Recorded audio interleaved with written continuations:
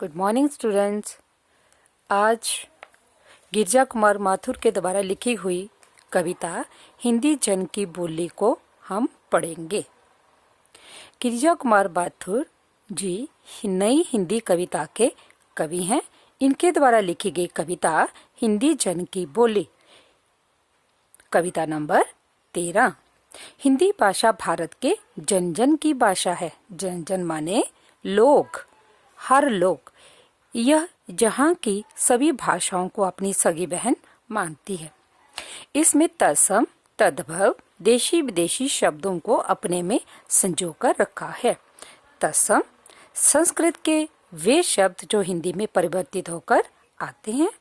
तद्भव संस्कृत के वे शब्द जो सीधे हिंदी में लिखे जाते हैं। देशी अपने देश के, विदेशी दूसरी भाषाओं के संजोकर अपने में पिरोकर रखा है। यह समाज में व्यापत मैंने फैली हुई ऊंच नीच के भेदभाव को समाप्त करती है। कवि के कहने का आशय है हिंदी जन होता है आम लोग। हिंदी जो है वो आम लोगों की भाषा है जो समाज में फैली हुई ऊंच नीच को समाप्त करती है। कविता एक डोर में सबको जो है बांधती वह हिंदी है। कवि कहते हैं कि हिंदी ही एकमात्र ऐसी भाषा है।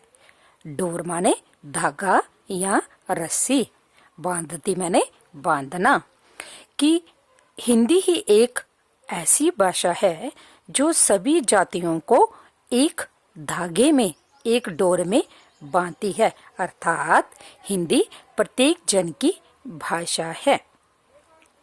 हर भाषा को सगी बहन जो मानती वह हिंदी है। कवि कहते हैं कि हिंदी जो है सभी भाषाओं को अपनी सगी बहन के समान मानती है।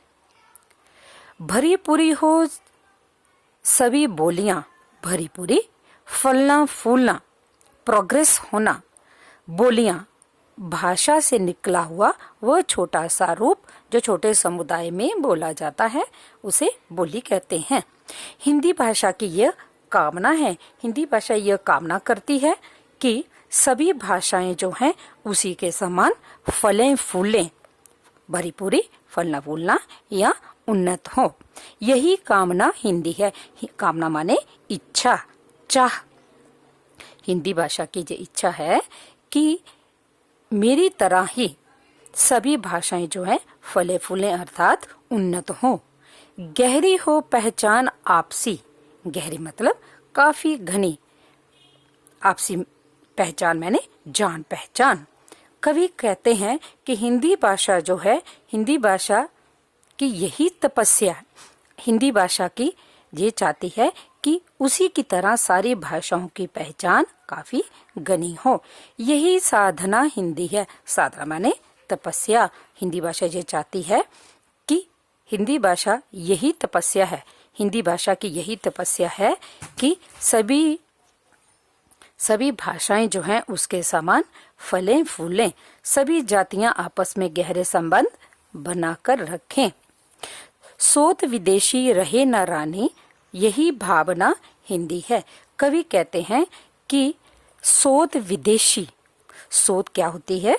जो एक स्त्री जो दूसरे घर में आकर अपना राज अपनाए।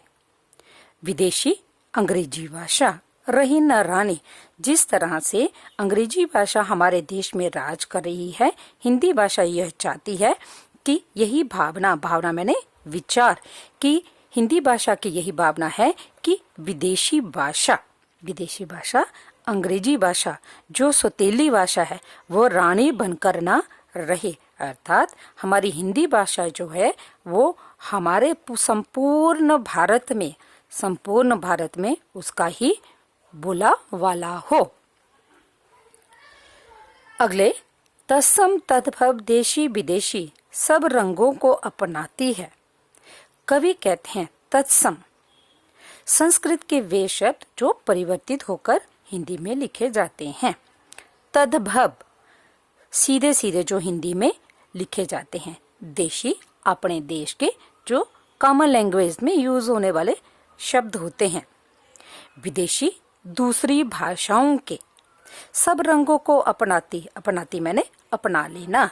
हिंदी भाषा जो है तत्सम तद्भव देशी विदेशी सारी भाषाओं के शब्दों को अपने में समा लेने की शक्ति है।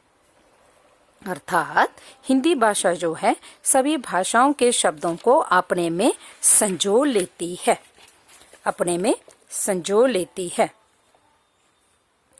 अर्थात हिंदी में तत्सम तद्भव देशी विदेशी शब्दों को अपने में संजो कर रखा है।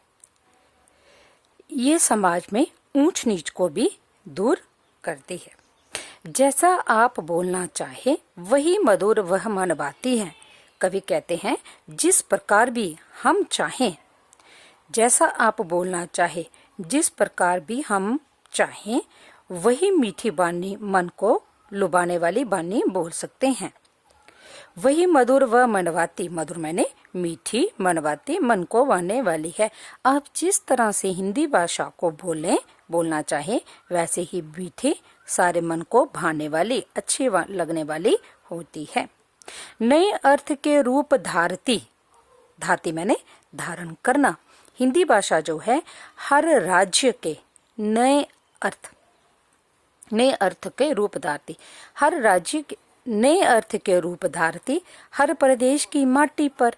कभी कहते हैं कि हिंदी भाषा जो है, हिंदी भाषा हर प्रदेश के, प्रदेश मैंने राज्य स्टेट, हर प्रदेश में अलग अलग अर्थ को धारण करते हुए बोली जाती है। माटी मैंने मिट्टी पर। कहने का आशय है कि जिस तरह से हम एक उदाहरण बताते हैं, हमारे स्टेट में, हमारे राज्य में अपने घरों में प्रयोग होने वाला प्याज, हम प्याज बोलते हैं, डोगरी में इसको क्या कहते हैं ये आपको भी पता होगा, है ना, जो हम सब्जी में यूज करते हैं। हंसी मत, इसको हम गंडा भी बोलते हैं, परंतु इसको कांधा भी बोला जाता है। हर राज्य के अनुसार इस शब्द का प्रयोग किया जाता है। हर प्रदेश की माटी पर कि अपने राज्य के अनुसार ये अलग अलग अर्थ को धारण करते हुए बोली जाती है। खाली पीली बूम मारती मुंबई की चौपाटी पर, मुंबई की चौपाटी पर। खाली पीली बूम मारती, खाली पीली बूम का मतलब होता है बढ़ा चढ़ाकर बोलना। हिंदी भाषा जो है मुंबई की चौपाटी पर, ये अगले पन्ने पर है। ये आपको जब मैं कल दूसरे पेज की व्याख्या करवाऊंगी उस पर आपको ये पंक्ति दिख जाएगी। खाली पीली बूम मारती मुंबई की चौपाटी पर। मुंबई पर एक स्थान है चौपाटी, वहां पर हिंदी जो है बड़ी बढ़ा चढ़ाकर बोली जाती है।